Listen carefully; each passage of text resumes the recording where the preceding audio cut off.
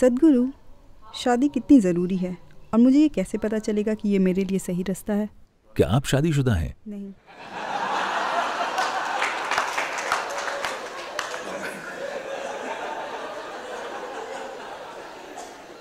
नहीं, क्योंकि ज्यादातर लोग ये सवाल बाद में पूछते हैं।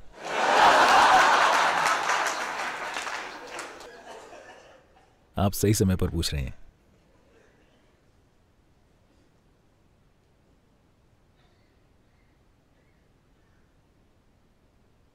देखिए, पहले यह समझते हैं कि लोग शादी क्यों करते हैं। एक इंसान के तौर पर, चाहे आप आदमी हो या औरत, आपकी कुछ जरूरतें होती हैं। जब आप 8 साल के थे, आपका नाम क्या है? अनुष्का। अनुषा? अनुष्का। अनु? अनुष्का। ठीक है।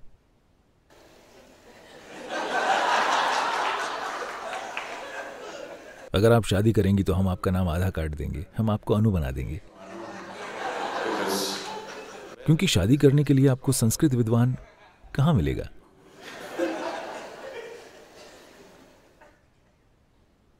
तो जब आप 8 साल के थे, अगर मैं कहता हूं अनु, क्या आप शादी करना चाहती हैं, वो बकवास लगती है ना? मेरा मतलब है, तब उस सवाल का कोई मतलब नहीं था। हाँ, उस सवाल के कोई मायने नहीं थे। अगर मैं आपसे तब पूछता जब आप 6 के थे, तो उसका कोई मतलब नहीं होता। जब आप 8 के थे, तो ये इस पर निर्भर करता है कि आपका परिवार किस तरह का है। ये या तो एक मजाक होता, या आप इसका विरोध करते, या इसे वाकई समझे बिना आप हाँ कह देते। अगर मैं ये सवाल आपसे 14 साल की उम्र में पूछता, तो आप थोड़ा शर्माते, क्योंकि आप सोचने लगे थे।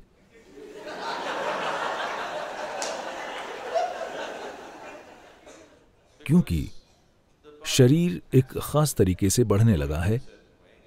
Hormones have started infecting the intelligence.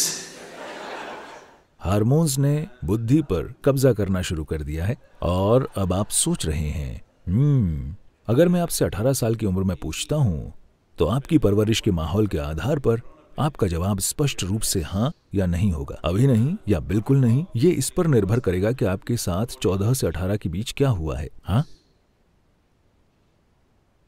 तो अब ये अच्छा है कि उन सभी पड़ावों से गुजरने के बाद अब आप खुद सवाल कर रहे हैं, न कि मैं आपसे पूछ रहा हूं या आपके माता पिता आपसे पूछ रहे हैं। आप खुद ये सवाल पूछ रही हैं, क्या मुझे शादी करने की जरूरत है?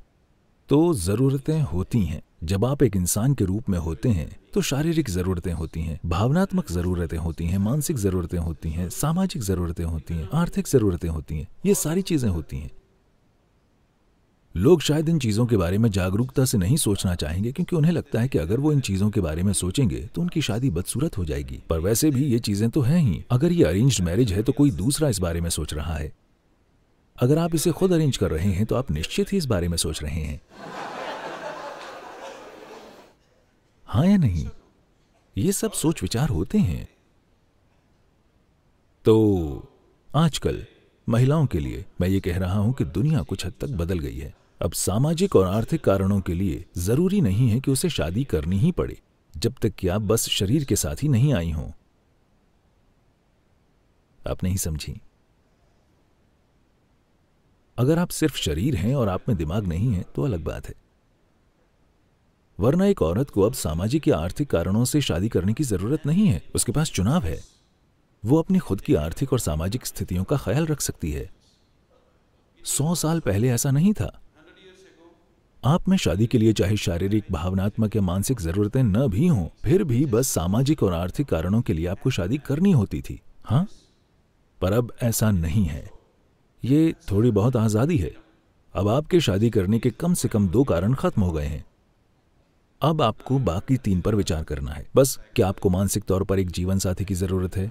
क्या आपको जीवन साथी की भावनात्मक जरूरत है? आपकी शारीरिक जरूरतें वे कितनी प्रबल हैं? आपको इसे अपने हिसाब से देखना होगा।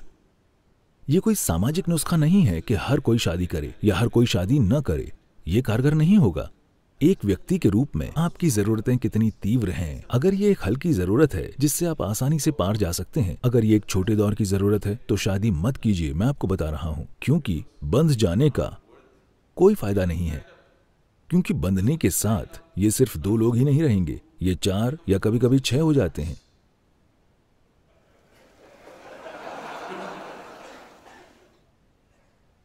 मैं ये नहीं कह रहा हूं कि यह गलत है। क्या आप इसे चाहती हैं? यही सवाल है।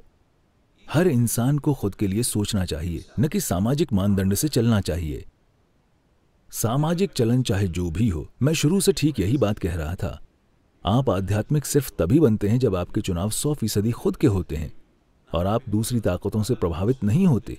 आपको चुनना है कि क्या ये जरूरी है। अभी लोगों ने दूसरी तरह के समाधान ढूंढ लिए हैं। पश्चिम में और भारत में भी काफी हद तक ये होने लगा है। ठीक है, हम शादी नहीं करेंगे, हम दोनों बस साथ रहेंगे, हम लोग साथ साथ रहेंगे। तो ये साथ रहना, अगर आप बस एक इंसान के साथ रह रहे हैं तो ये वैसे भी शादी ही है, ठीक है, चाहे आपके पास शादी का सर्टिफिकेट हो या ना हो। पर अगर आप सोच रहे हैं कि आप हर सप्ताह अपना साथी बदल सकते हैं, तब आप खुद को एक गंभीर नुकसान पहुंचा रहे हैं। क्योंकि जैसे आपके मन में याददाश्त होती है, वैसे ही आपके शरीर में याददाश्त का भाव बहुत अधिक प्रबल होता है। इसी वजह से हम आपको ऐसे स्थानों में ले जाते हैं, भले ही आप तार्किक रूप से कुछ न समझें। उन्होंने लगातार ऊर्जा के स्थान और दूसरे प्रकार की संभावनाओं के स्थान इसलिए बनाए हैं क्योंकि शरीर उसे आत्मसात कर लेगा और याद रखेगा। शरीर की याददाश्त का भाव बहुत प्रबल होता है। शरीर इसे आत्मसात कर लेगा और याद रखेगा। हो सकता है आप हिमालय को भूल जाएं, लेकिन शरीर हिमालय को नहीं भूलेगा, ये हमेशा याद रखेगा। आप भूलने की बीमारी के कारण पूरी याददाश्त खो सकते हैं, लेकिन भौतिक शरीर में यादें बनी रहेंगी। शरीर इसे नहीं छोड़ेगा। बस क्योंकि आपने अपनी याददाश्त खो दी है, तो इस वजह से आप अपने कर्म तक को नहीं खोने वाले हैं। तो शारीरिक नजदीकी को हमेशा से, यहां इस परंपरा में इसे ऋणानुबंध कहा जाता है। ये शरीर याददाश्त का एक गहरा भाव विकसित कर लेता है और इस तरह की बहुत सारी यादें एक खास स्तर का भ्रम और एक खास स्तर की पीड़ा पैदा करती हैं। आप इसे स्पष्ट रूप से देख सकते हैं, आप इसे बहुत साफ देख सकते हैं। जो लोग अपने जीवन के साथ लापरवाह हैं, वो सही मायने में आनंद को कभी नहीं जान पाएंगे। वे बस वैसे ही रहते हैं। कृपया आप इसे अपने आसपास ध्यान से देखें। ये साफ दिखता है। जो लोग अपने शरीर को लेकर अनुशासित नहीं हैं, वे कभी पूरी तरह से हंस नहीं सकते, नहीं पूरी तरह से रो सकते हैं। वे ऐसे बन जाते हैं क्योंकि एक ही जीवन काल में भौतिक शरीर में भ्रमित होने वाली यादें कई ऐसे प्रभाव डालेंगी। तो इन जरूरतों को पूरा करने का ये कोई समाधान नहीं है। तो आप या तो शादी कीजिए या शादी मत कीजिए कि आप इन जरूरतों से परे चले जाइए। लेकिन ये ऐसी चीज है जिसे आपको निजी तौर पर देखना होगा कि मेरी जरूरत कितनी तीव्र है। अगर आप स्पष्टता से और समाज से प्रभावित हुए बिना इस पर गौर करना चाहते हैं, तो हमेशा सबसे अच्छा ये होगा कि आप 1 महीने की छुट्टी लें, आश्रम में रहें और बस ध्यान करें। जब आप निर्णय ले लें, तब आपको स्पष्टता की स्थिति में होना चाहिए। किसी से प्रभावित होकर नहीं, न तो गुरु के द्वारा और न ही समाज के द्वारा। आप किसी से प्रभावित न हो। खुद को स्पष्टता की एक खास अवस्था में लाइए। उस स्पष्टता में देखिए कि आपकी जरूरत क्या है, आपकी जरूरत वाकई कितनी तीव्र है। अगर ये जरूरी नहीं है तो बात खत्म। एक बार जब आप फैसला कर लें तो उस दिशा में मत देखिए। अगर आप उस तरफ जाने का फैसला लेते हैं तो इस तरफ मत देखिए, बस वही कीजिए। आपको इनमें से एक चीज करनी चाहिए। अगर आप बीच में लटके रहेंगे तो आप लगातार भ्रम की अवस्था में रहेंगे। ये या वो, सबसे अच्छा क्या है, क्या सबसे अच्छी चीज है। सबसे अच्छी चीज कुछ नहीं होती है। जहां भी जो भी आप करना चुनते हैं, अगर आप उसे पूरे दिल से करते हैं तो ये बहुत बढ़िया बात है। फिर भी ये सबसे अच्छी चीज नहीं है, क्योंकि दुनिया में कुछ भी सबसे अच्छी चीज नहीं है। जो आप कर रहे हैं उसमें अगर आप वाकई खुद को झोंक देते हैं तो ये बहुत अच्छी बात है, लेकिन ये सर्वश्रेष्ठ चीज नहीं है। सर्वश्रेष्ठ में दूसरे लोग शामिल होते हैं, है ना? बेस्ट का मतलब है, बेस्ट सौदे का मतलब है कि आप हर किसी से बेहतर हैं। इसमें दूसरे लोग शामिल हैं। ये खुद को हराने की प्रक्रिया है। जिस पल आप सर्वश्रेष्ठ करने की कोशिश करते हैं, आप खुद को हराने की प्रक्रिया पर आ जाते हैं। मैं एक शानदार चीज कर रहा हूं, इसमें कोई दूसरा शामिल नहीं है। मैं बस सड़क पर चल रहा हूं, मुझे लगता है मैं एक शानदार काम कर रहा हूं। मैं सबसे अच्छा काम नहीं कर रहा हूं। हिमालय की गुफाओं में रहने वाले योगी वो सबसे अच्छी चीज नहीं कर रहे हैं, वो खुद के लिए एक शानदार काम कर रहे हैं। कोई शादीशुदा है, खुशी से अपने परिवार के साथ रह रहा है, तो वो एक शानदार काम कर रहा है, वो सबसे अच्छा काम नहीं कर रहा है। तो सबसे अच्छा काम करने की कोशिश मत कीजिए, जीवन बर्बाद हो जाएगा, क्योंकि इसमें पूरी दुनिया शामिल है। इसका मतलब है कि आपको सबसे अच्छा काम करने के लिए सिकंदर महान होना होगा, और यकीनन उसने सबसे अच्छी चीज नहीं की और न ही कोई महान चीज की। क्योंकि वो कुछ और करने के नाकाबिल था तो हमने कहा कि वो महान है और उसे खारिज कर दिया, क्योंकि वो असल में मनुष्य कहलाने की किसी भी श्रेणी में नहीं आता।